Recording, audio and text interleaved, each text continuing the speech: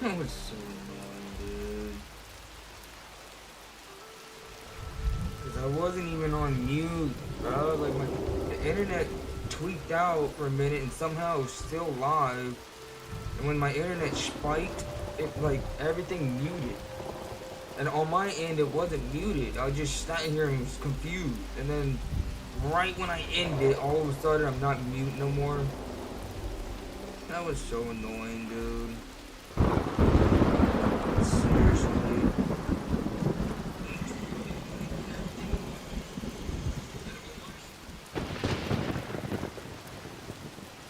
God, that's so annoying, man.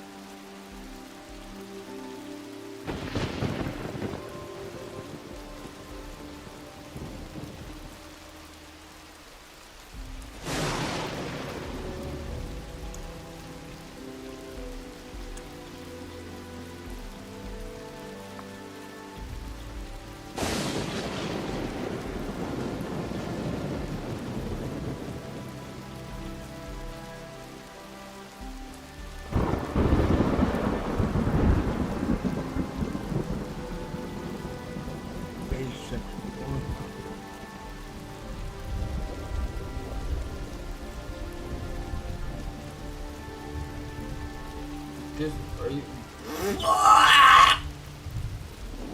What? When would these in Fallout? Asexual pride flag? Bisexual pride flag? Gender fluid? Gender queer? Non-binary? Lesbian? What the fuck?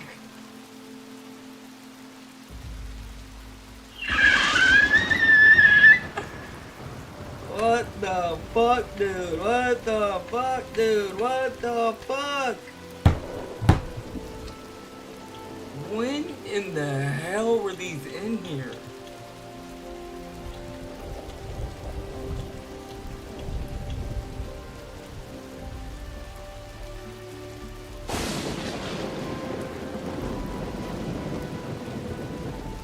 For the longest time, I've known that they had icons. It was like three. Obviously, it happened during like 2020 plus. But I remember like 4 or 5 years ago, some shit like that, where Bethesda, the company who made the game, I remember Bethesda adding like the pride flag icon.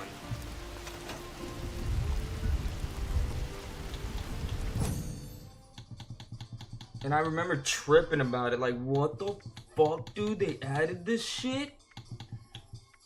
And then all of a sudden, I'm seeing the damn actual flag like you can put at your base?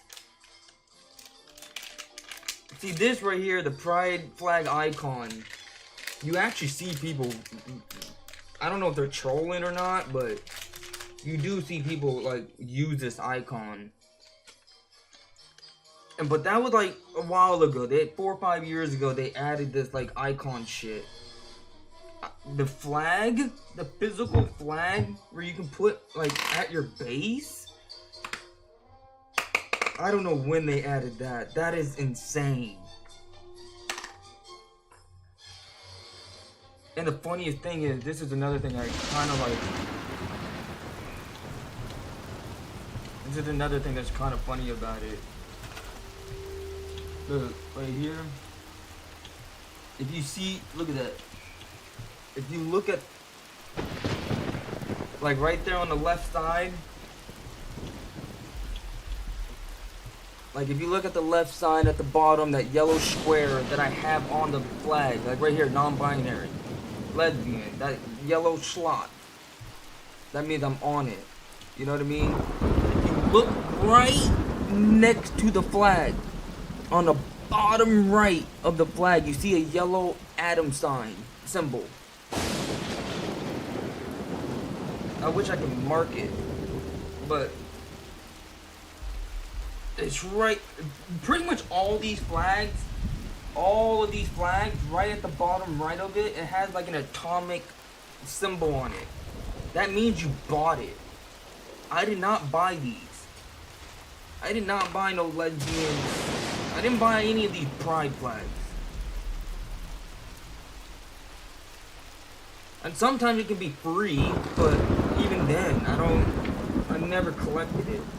I don't know how I have it.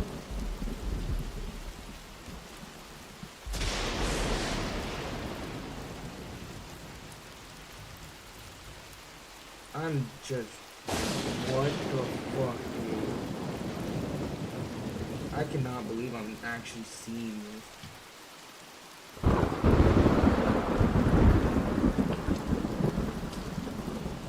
I think that's all of them too. 1, 2, 3, 4, 5, 6, 7. Yeah, isn't that 7? LGBTQ. Oh shit. And sexual. And then the progress. What the fuck is a progress pride? Traditional pride. Transgender. Oh my god, there's so many of them. 1, 2, 3, 4, 5, 6. I think they added the whole alphabet. I think they added the whole thing L, G, B, fucking TQRS, LMNP. I don't fucking know. They added everything. Jesus.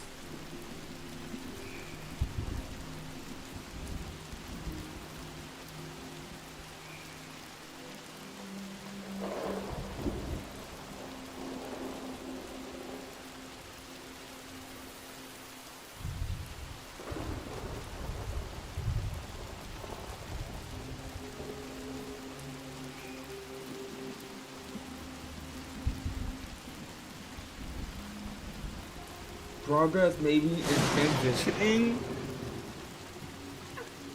That is so funny. Like, I wonder if that's what it is.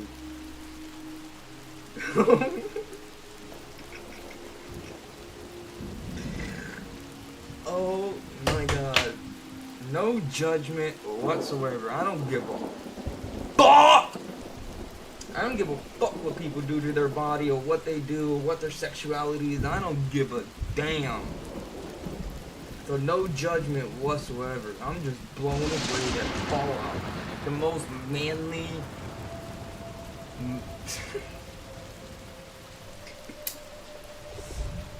Oh my god, this is crazy. This is just a manly ass game. I would have never thought Bethesda would get involved. I wonder if they regret it.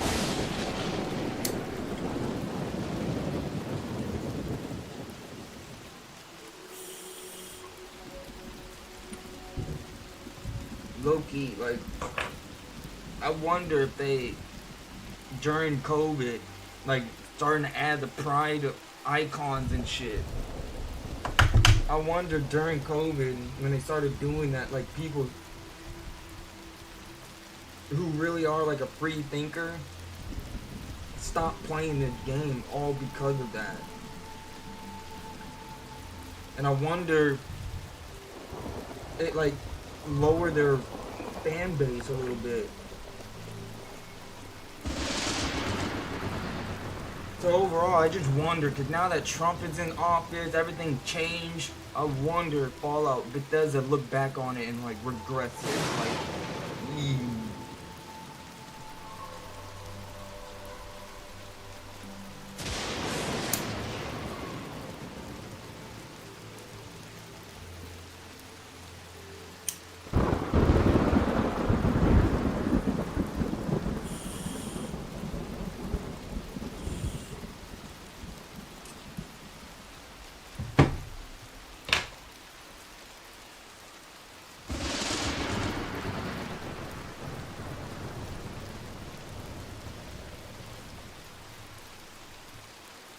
Yeah, I feel you on the guessing part.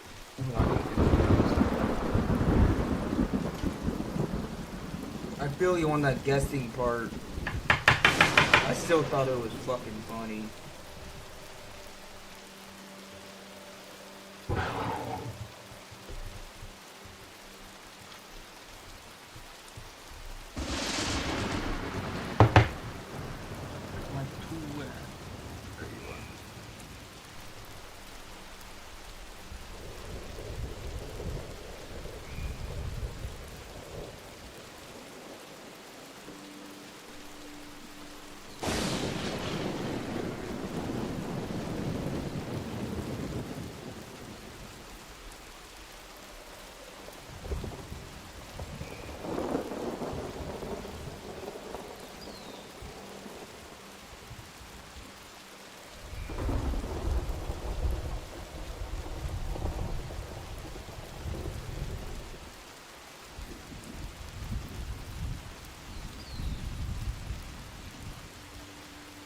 I will say though, when it comes with the woke shit,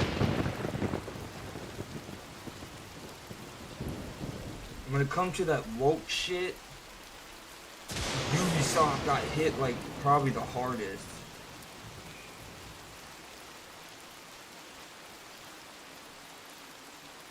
Cause Ubisoft is like one of my favorites, besides Rockstar.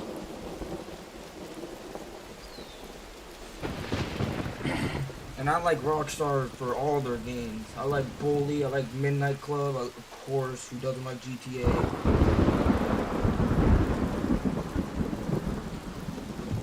But Ubisoft, man, they have banger games. Far Cry, Assassin's Creed, Crew, For Honor.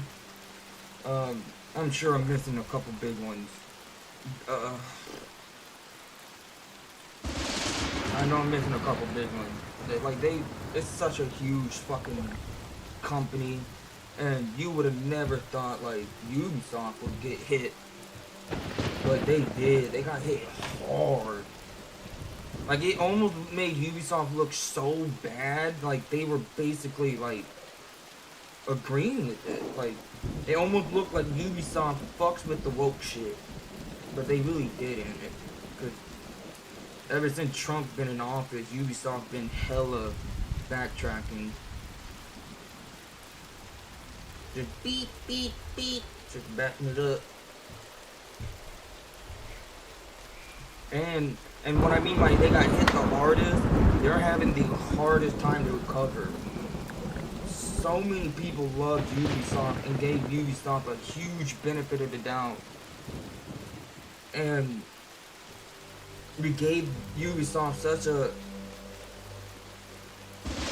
long chance. Like we gave them such a long time to like, come on dude, come back. Get away from the woke shit. And they never did. It had to take Donald Trump to be in the office for Ubisoft to finally start backtracking.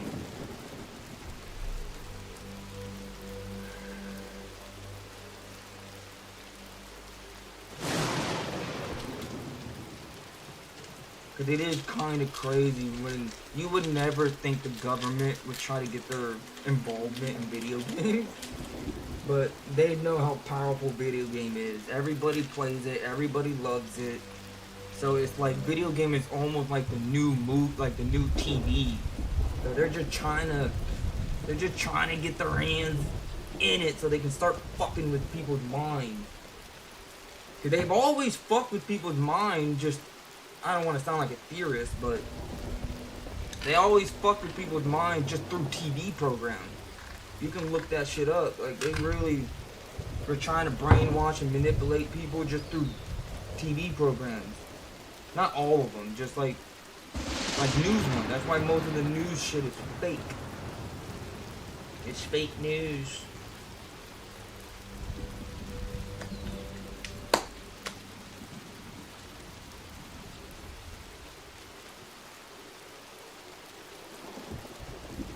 And the government, they really were trying to put their political bullshit in video games to just fuck with the young minds.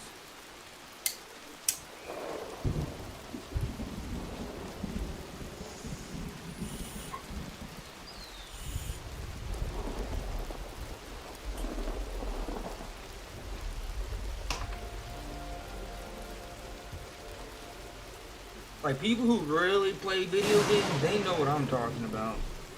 They know exactly what the fuck I'm talking about. Because, like, gamers, like, people who really fucking game, play a bunch of games like I do, we saw it happen. We saw it. We didn't, like, hear about it or anything. We saw it. We played video games for so long, and then you literally see, like, I try to keep it real simple.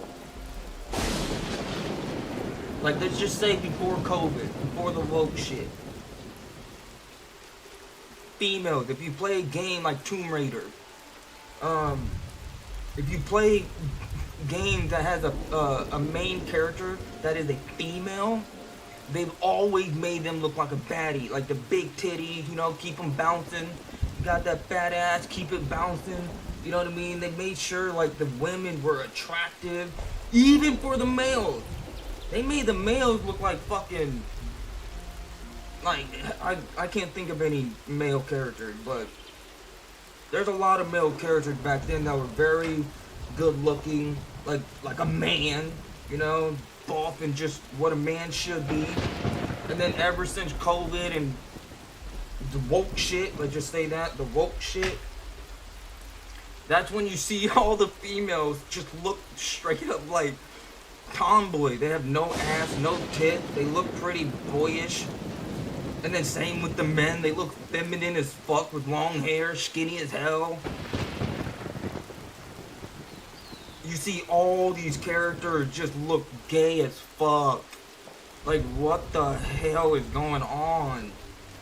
And that happened for like 4 years. That, like, during the whole Biden shit. We literally saw it. We saw games just change right before our eyes. Like, just turn super woke. And then ever since Trump came back in 2025, this is like our best year we've had with video games. The best year. Every game that came out, like, were pretty much bangers. There was a couple bad ones, but that's how it always is. Without anybody influencing anything, we always have more badass games than shit games. But yeah, 2025, it's our best year we've ever had with video games. And this is kind of random, off topic, also best year that we ever had with movies.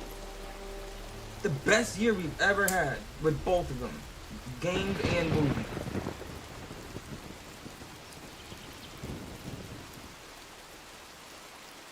So like, that's what I'm saying. Like, people who really play video games, they know what I'm talking about. This shit is real. Hell, look, I have it right here in my fucking face. Gender fluid flag. Are you kidding me? No judgment, but geez.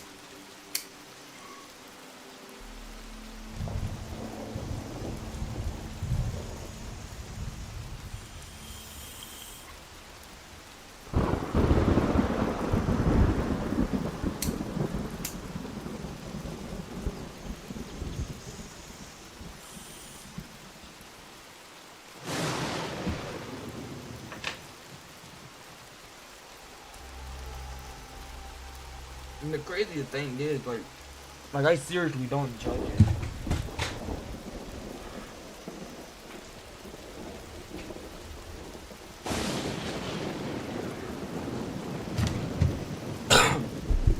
I was gonna say, I seriously don't judge it. In hindsight,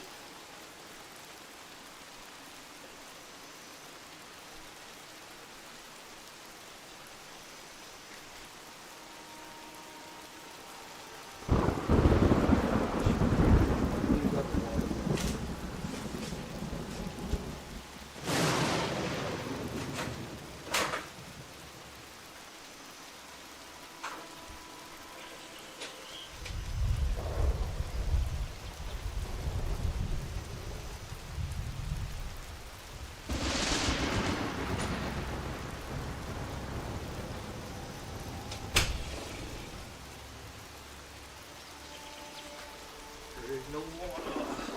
Hold on. Give me a second.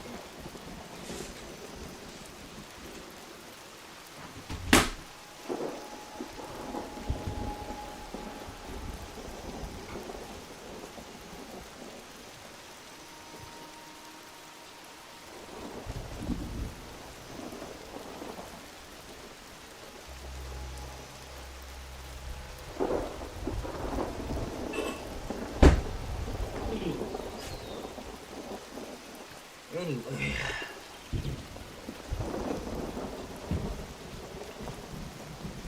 I was gonna say though, like seriously, I really don't judge, because in hindsight, I know for a fact that most people that are like, you know, gender fluid and bisexual and all that, they are just normal people.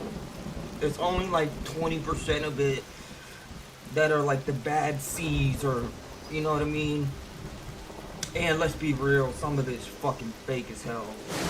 Like, on social media, you see a trans person or bisexual person, you know, snapping getting mad at people. I there's a piece of me think that's just fucking bot. It's just fake.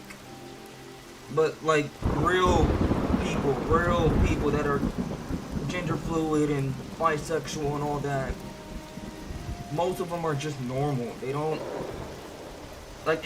In fact, like any gay people and transgender that I met and knew of had never told me otherwise. Like you know, push the movement down my throat, and it was always like the opposite. They genuinely don't care about the movement for one, and they're just focused on themselves.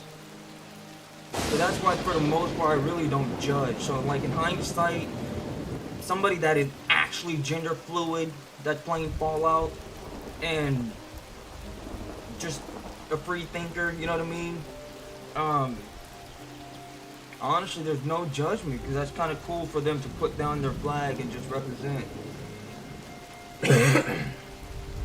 So that's why I'm saying, like in hindsight, I don't really judge at all because I know that most people that are into this stuff are just normal.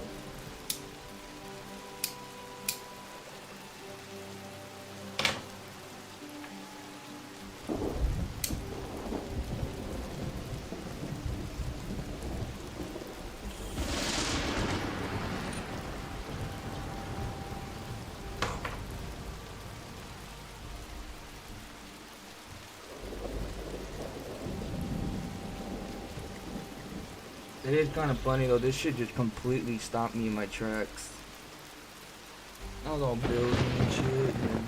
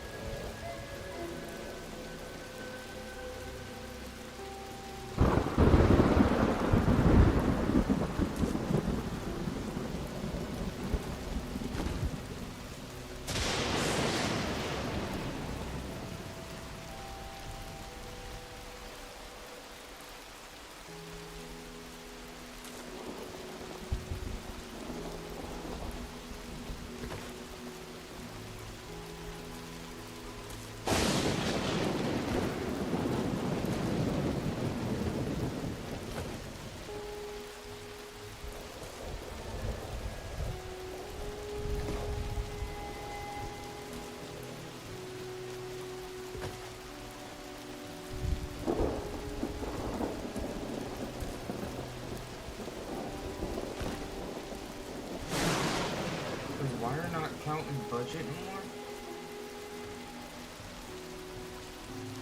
That's fucking sick.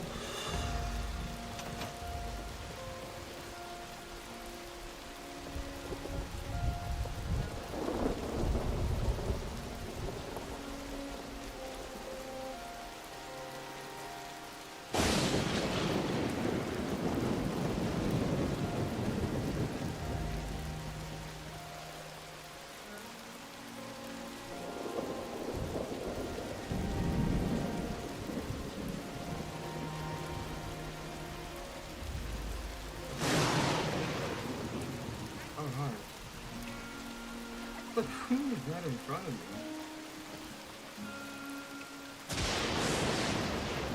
Thank you, bro.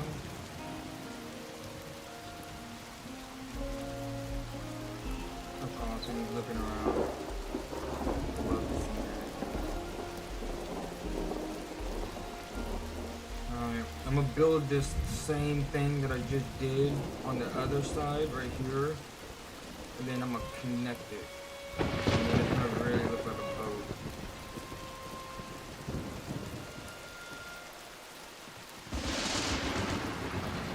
Super badass.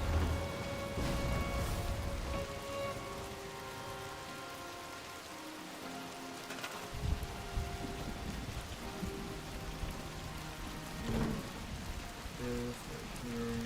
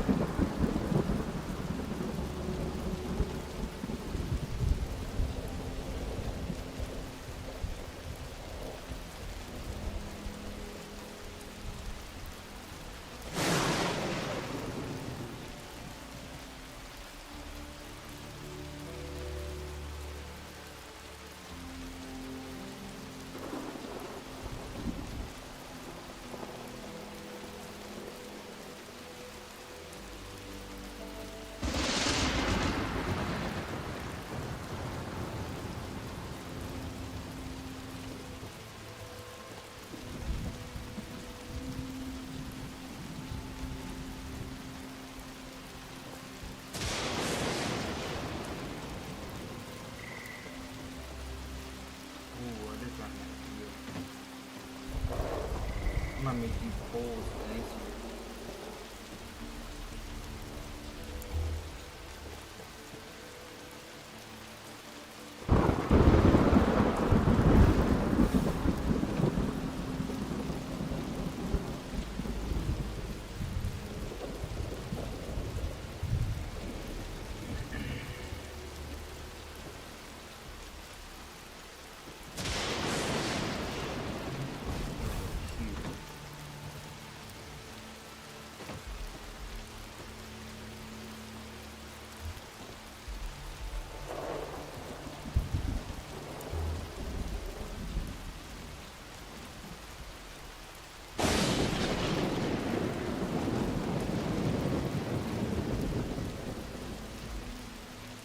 That might make it interesting though.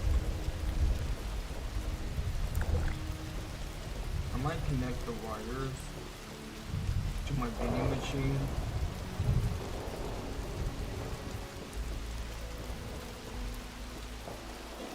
Up to here. It might make it might look very interesting.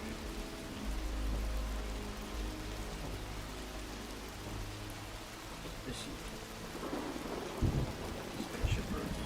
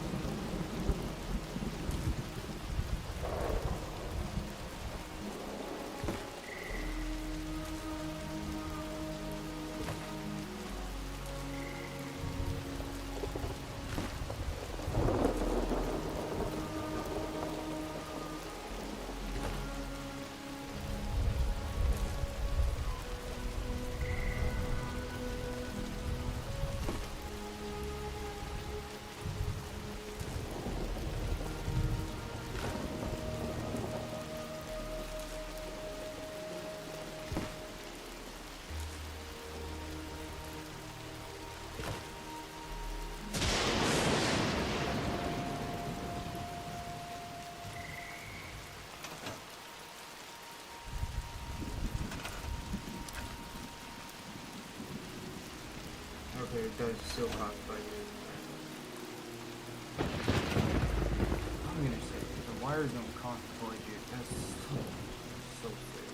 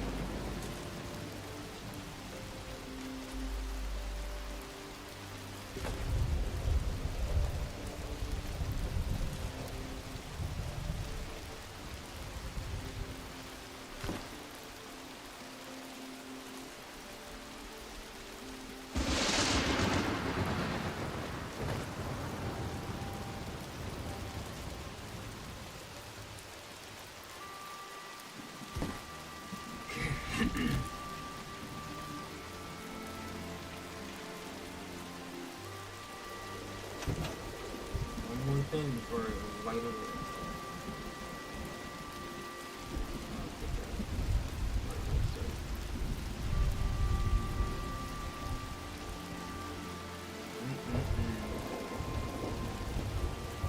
Hell yeah. Bitch, I'm on a boat. Take a good look at my motherfucking boat. Bitch, I'm on a boat.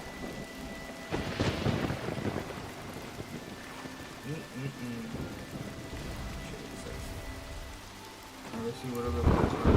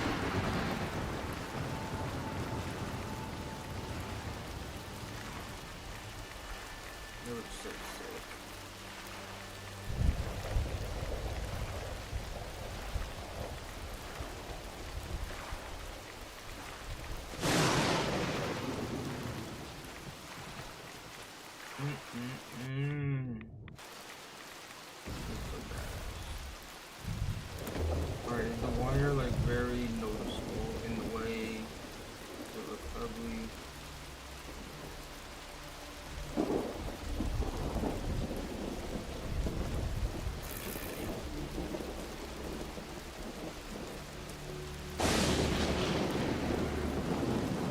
What about this one?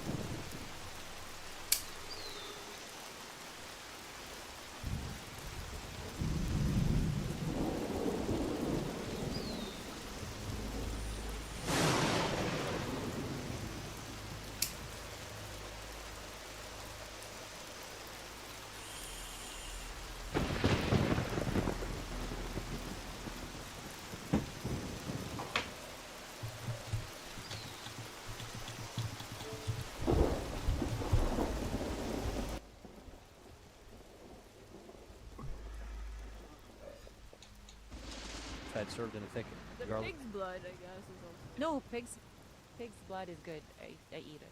How did the balut come about? Like, we should cook the egg now.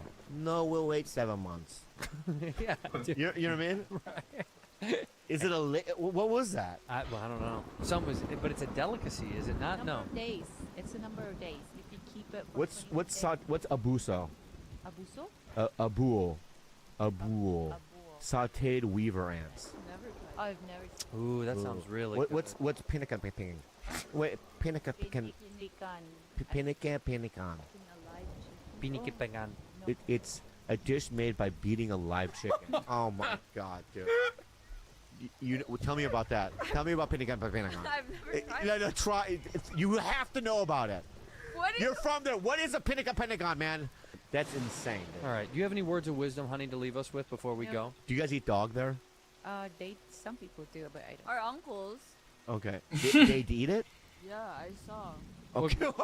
What kind? What kind? Any kind of It's dog. like it was like a Stray dogs. dog, and they just got it and they started like peeling off the skin. And Okay. All right. Anyway. Thank you for being a bad friend. That's such a good end.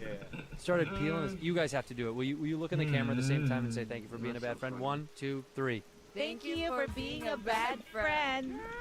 God, they sound the exact same too.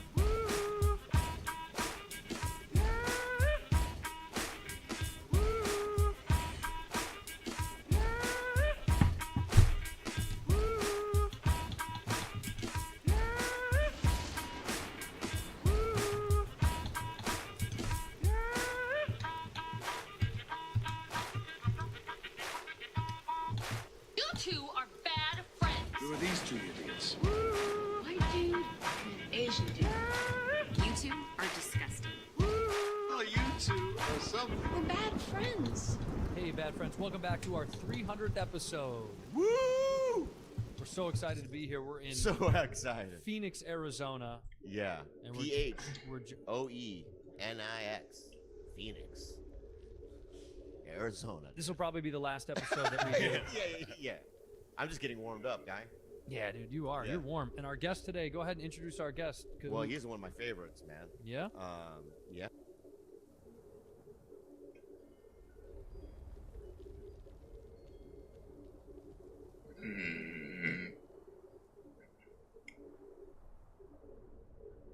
Oh, this guy.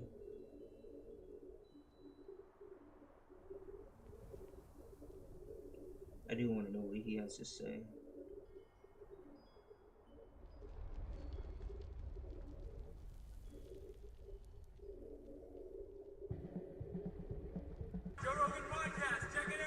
The Joe Rogan Experience.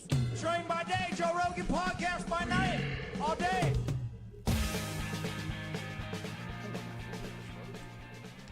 Brother Joe, Good to see you again. nice to see you, man. What's happening? Everything's happening. I got a lot on my mind. I got notes today and everything. Beautiful. So let's kick it off. What do you got? No, I was just, I was thinking that the more you do this work, the more routine the stories would get, and you would start to see fact patterns and situations repeat.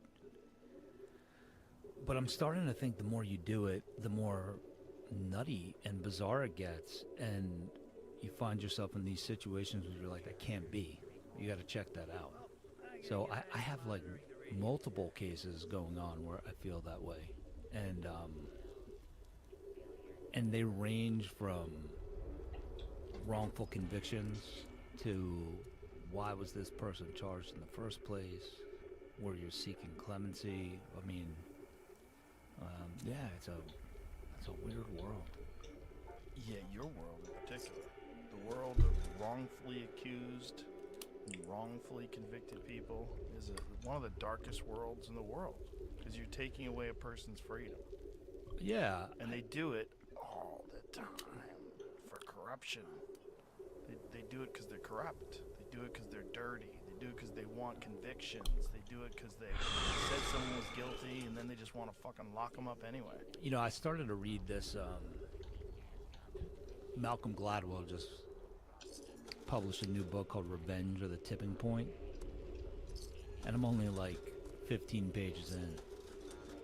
And the way he starts it out is about, I think, he's going to come back to it at the end, but I think it's the opioid scandal. He's leaving it blank until the end of the book about how when they testified, the executives of the company testified before Congress, that they couldn't bring themselves to apologize or admit that they were wrong, and they keep on using the words, our drug has been associated with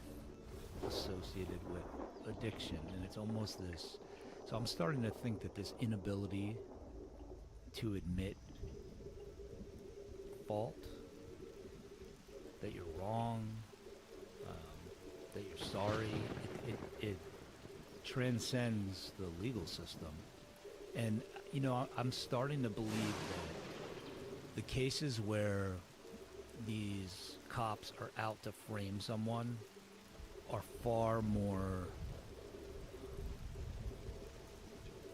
well, maybe not far more, but they're less common than the cases where law enforcement's trying to do the right thing and a detective has a hunch and they just get to where they think they need to be on the evidence by following the hunch, which is often wrong.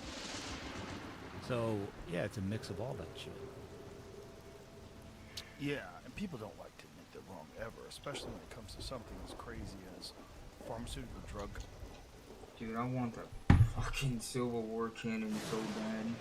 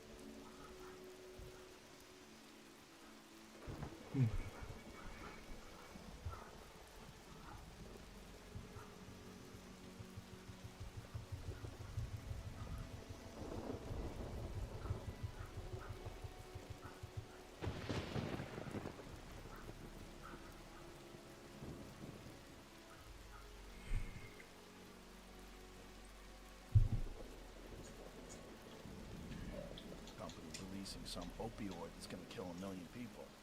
Like, they can't admit they're wrong. They almost have to say things like associated with, especially during hearings. Yeah, during congressional hearings, I guess there's a lot on the line if there's anything that smells like an admission. Yeah, they can't admit it. They have to not lie, right? Because then they can get hit with perjury. So they come up with different terms, like associated with. Yeah, I mean, I'm interested to see where he goes with it. I listen to his podcast a lot. It's actually really good. Some of them are good. Revisionist history, because he's a curious dude, this Malcolm Gladwell. Mm-hmm. And, you know, some of his stuff I agree with, some I don't, but I like that he looks beneath the surface, tries to figure out what is motivating people or what they're tricking themselves into believing. And I just, I was watching this Maniscalco bit the other day, and he was like, can't you just say I'm sorry? He's talking about his wife, that's all I want. And him and this dude are going back and forth. I forget the guy's name on the podcast. Some other comedian. And the bit is so fucking funny. And so I just find myself apologizing all the time. Because what's wrong with just admitting that you're wrong? Nothing at all. Good. It's actually a show of strength. And people that don't recognize that, they just believe that they're never wrong, or that they want people to know they're never wrong. They're never wrong. So they still admit it. They just bury it deep inside. But you find yourself apologizing all the fucking time sometimes. Yeah. When you're conscious of it, I'm like, damn, I apologize a lot. Maybe That's I didn't probably do good. all this shit. Well, better to apologize for something you didn't do than to not apologize for something you did. Well, I don't know. As long as you mean it. Yeah. Yeah. You gotta mean it. That Yeah. helps. Meaning it helps. Yeah. Just saying it just to get it out of a fight. Yeah, that's not good. It's not worth it. Yeah, I just finished this trial on a case that was super important to forensic science. It was actually the namesake of my center, the Perlmutters. The Perlmutter Center for Legal Justice at Cardozo Law. So Ike and Lori Perlmutter's DNA was stolen by a neighbor. And, you know, it's a nutty story. You could read about it online. I did read about it online. It's crazy. Fucking crazy. But I had an expert, a so-called expert on the stand, and there was an email where they, it was an unaccredited DNA lab, and someone that worked for him gets the results of DNA testing, one round of the results, and she says, the good news is we have a full profile. The bad news is it's not associated with the Perlmutters. And I said to him, in words or substance, why would it ever be bad news for a scientist if one particular person was implicated in a crime or not? Aren't they supposed to just give the facts? And in a moment of candor, I think it's one of the few times this has happened in all my years doing this, the guy said, you know, I wouldn't have used those words, and it had no place. And it wasn't an email that he wrote, it was an email that someone that worked for him wrote. And I almost said right in front of the judge, good for you, man. That's super rare. And I mean, the case is I think it's an important one for forensic science because their DNA was stolen at a deposition over some petty shit. It was about a tennis dispute in their community. And they're lured to this deposition, and their neighbor takes their DNA without their consent. How did he do it? He had a former crime scene analyst and some retired deputy chief of police from Toronto, because this guy's from Canada, come down, and the former crime scene analyst sits at the deposition, and they planned it all beforehand, and they made sure that they did not handle paper that Ike Perlmutter would handle, and they made sure that no one touched this water bottle that Lori Perlmutter was going to handle, and they hand him this phony exhibit, and they had it worked out before that they would only touch the bottom corner of it, and they have a water bottle sitting in front of Lori Perlmutter, and they ask questions about this dispute over the tennis center. And you know, when they leave, it was treated like a crime scene, and it was like some vigilante justice type of shit, where they send all this stuff to an unaccredited lab, who then sends it to an accredited lab, and instead of waiting for the results to come in from this accredited lab, the unaccredited lab starts interpreting it and they're having pressure put on them by this man that ultimately accused Ike and Lori of, being involved in this awful crime. What was the crime? All right, so it doesn't make sense without context. So here's what happens. Ike Perlmutter is, the former chairman of Marvel. He's very reclusive by all accounts. He and Lori don't have children, and they live a very quiet life in Palm Beach. He was an avid tennis player. This is about 14 years ago. Avid tennis player, and he became very friendly with the woman that was the tennis pro. She was a single mother. She would set him up with tennis games, and he became friends with her. So she sold real estate on the side.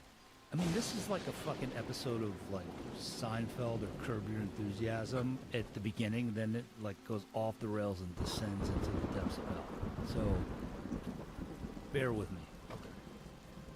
So a man moves into, or a man had been living at or moves into their neighborhood, and he becomes friends with this other couple who also sell real estate. The wife sells real estate. And apparently they approach the tennis pro and they're like, we should team up on real estate. And she's like, no, it's just my side hustle.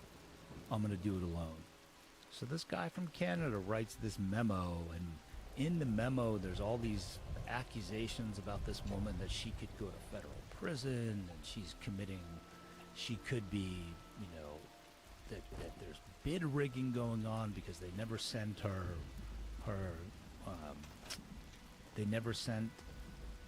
tennis pro contract out for bid. It was just kind of like nutty stuff.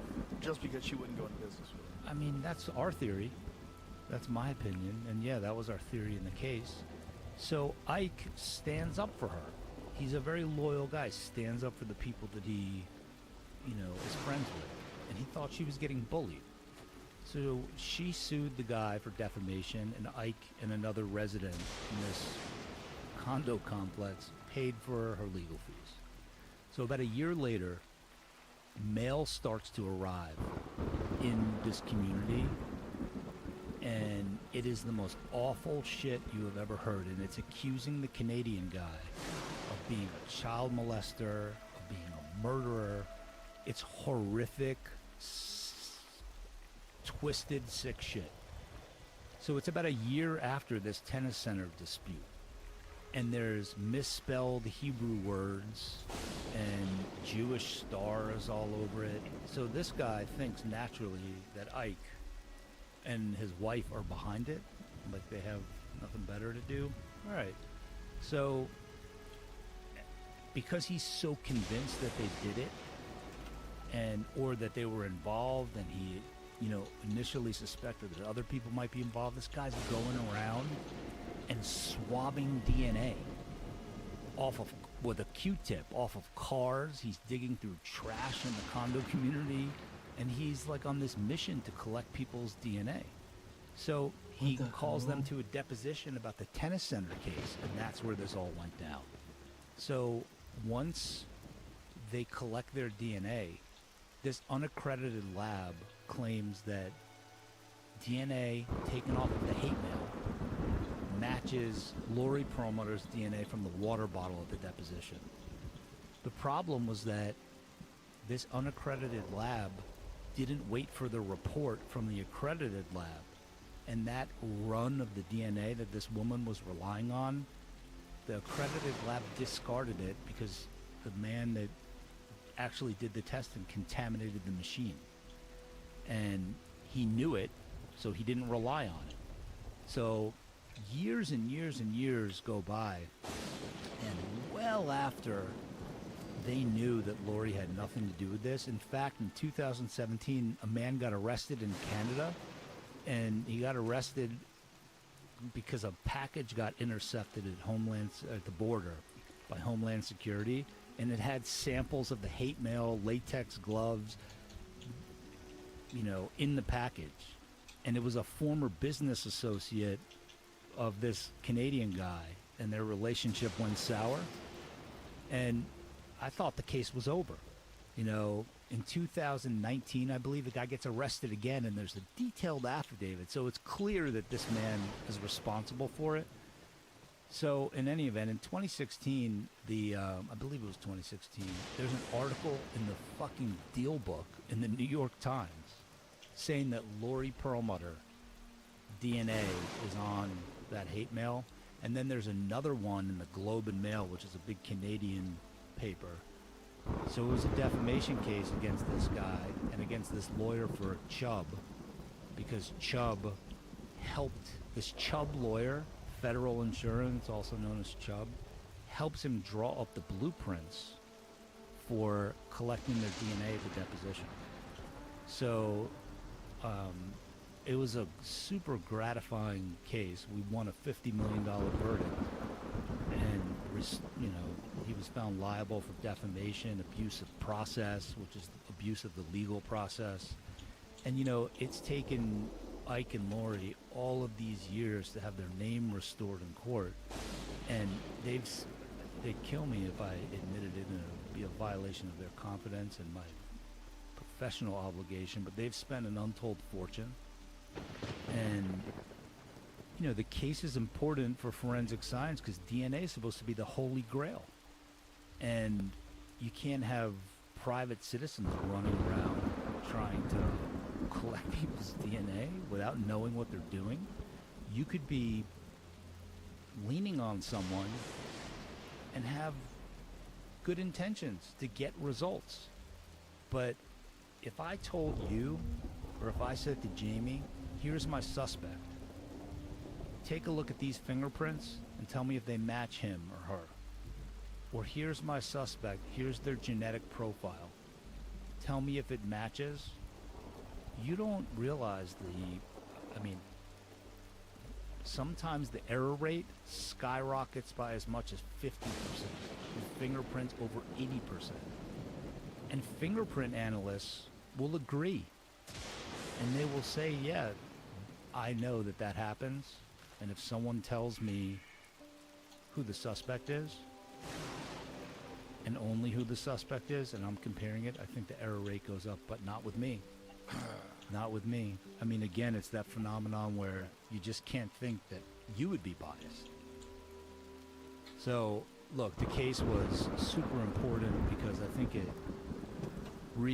beyond restoring their name, and you know, it's the namesake of the center where we do this work, it also preserves the integrity of forensic science, and especially DNA, which is really one of the few super reliable forms of forensic science. But even that, when put in the wrong hands, or if it's exposed to subjectivity and people's belief that they have the right person, it's vulnerable. And science shouldn't be vulnerable. It should be, it's either A or B. It's either yes or no, especially with DNA. This episode is brought to you by Visible. When your phone plan's as good as Visible, you've got to tell your people. It's the ultimate wireless hack to save money and still get great coverage and a reliable connection. Get one-line wireless with unlimited data and hotspot for $25 a month, taxes and fees included, all on Verizon's 5G network. Plus, now for a limited time, new members can get the Visible plan for just $19 a month for the first 26 months. Use promo code SWITCH26 and save beyond the season. It's a deal so good, you're going to want to tell your people. Switch now at visible.com/Rogan. Terms apply. Limited time offers subject to change. See visible.com for plan features and network management details. So, Can I ask you a question? yeah. When you said that the evidence against her, the DNA evidence had to be thrown out because the machine was contaminated. Yeah. How was it contaminated, and how did that implicate her DNA? So what happens is when you're, I don't want to go too deep into DNA analysis, but it is actually interesting. When you're conducting DNA testing, the manufacturer of the machine, I think it's called the PowerPlex Plus, they ask you to run what's called a positive control and a negative control to make sure that the machine is correctly calibrated. Because it's what it's doing through electrophoresis, it's shooting out what's called an electropherogram on the other end, so that you're able to do what's referred to as calling alleles. So you're calling, a chromosome pairing at a specific genetic marker, right? So, and they call them, there's various different loci or locations where you either have 2 alleles or 1. You get one from your mom, one from your father, one from your mom, one from your dad. And sometimes the one from your father might not show, your mother's will show, but there'll be 2 alleles at most at a specific location. So they want to make sure that the machine is working properly, and the manufacturer has the lab analyst every time you do it run a positive control, meaning that you'll put a solution through the machine and it should, on the other end, give you very specific results. And he accidentally pipetted or took the solution from her DNA mixture instead of from the positive control mixture and put that through the machine. So when he was running the tests, her DNA is already mixed in there. Oh. But he realized he made a mistake. So when he issued his report, he didn't rely on that run, because when I say run, it's another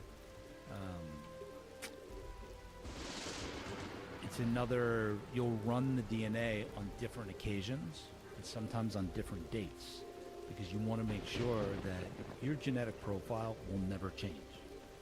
My genetic profile will never change. So when you are looking at somebody's genetic profile, it should be consistent.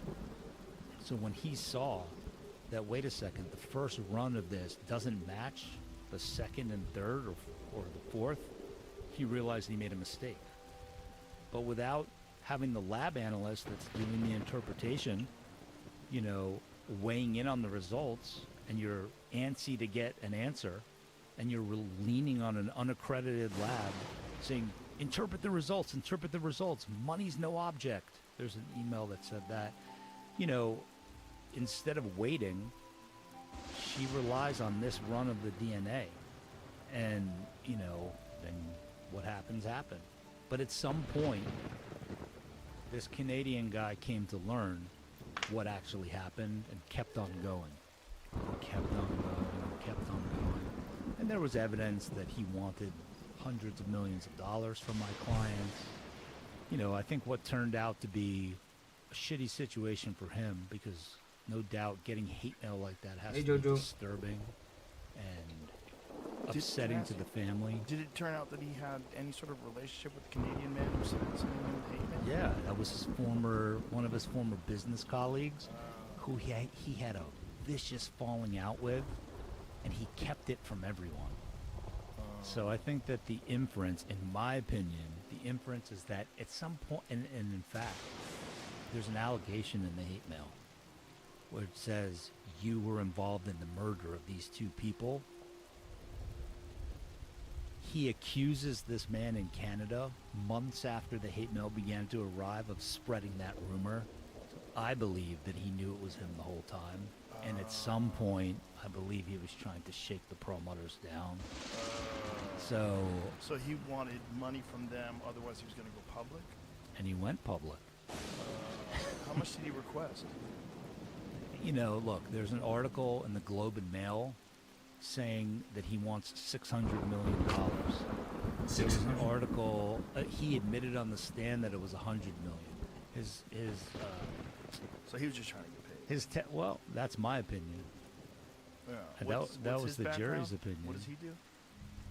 He was some embattled, in my opinion, an embattled businessman in Canada. He had like a executive recruiting company, but there was all sorts of public information out there that he worked on the Toronto Harbor Commission, and then been involved in what the press called cloak and dagger campaigns, where he was wasting public funds. So, he bragged about all the lawsuits he's been involved in. So I think the jury saw through it. And you know, look, again, sometimes you become really close with your clients, and that's not always a great thing. I'm guilty of that a lot. But these are wonderful people, reclusive.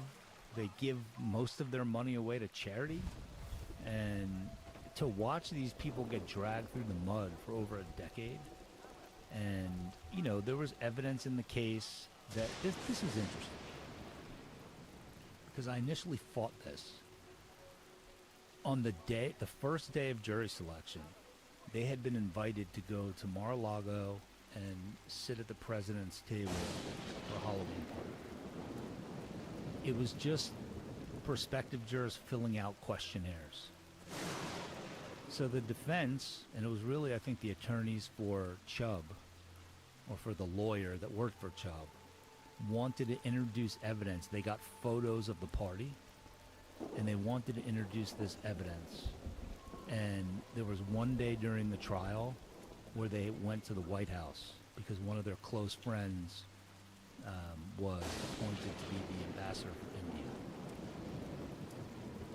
And they used that against them during the trial, and I fought it tooth and nail. And then I finally said, you know what?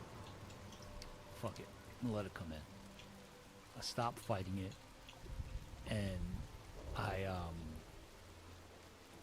I knew that the jurors on their questionnaire filled out who they publicly admired most and least. Two of them wrote they admired the president the most. One of them said they admire him the least. So I really had to speak to that juror and say during my closing argument, you know,